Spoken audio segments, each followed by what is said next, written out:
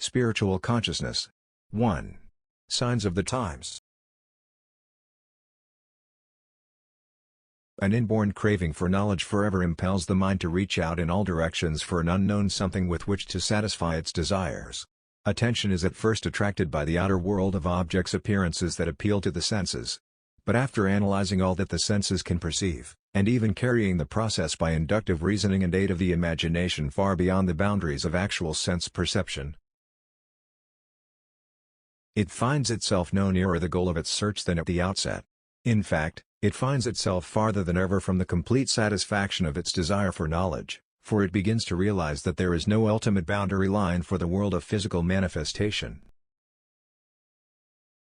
The mind goes on and on, in its efforts to conceive the magnitude and extent of something which has no limits either in space or time, until it sinks in utter amazement and bewilderment, overcome by a sense of the impossibility of ever accomplishing the task it has undertaken. But the result of this very experience has given birth to a new idea: infinity. That word, hitherto vague and meaningless, now comes to stand for a reality. Investigation, which heretofore has been directed almost exclusively to the outside of life, now turns to the inside as well. To be sure, we continue to study phenomena, but with a new thought of their nature and significance. They seem no longer or primary, but only of secondary importance. Mind is no longer regarded as an adjunct to matter or an emanation from it.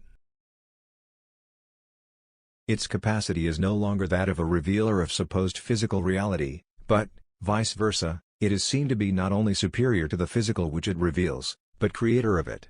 In the last analysis we are driven from the phenomenal world and compelled to take refuge in mind, which is then self-revealed. Material and spiritual, physical and metaphysical, are the opposite poles of mental energy.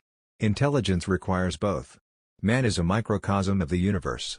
The individual is a type of the race, and we have only to study his nature deeply enough to find in him all principles and tendencies existent in larger social organisms.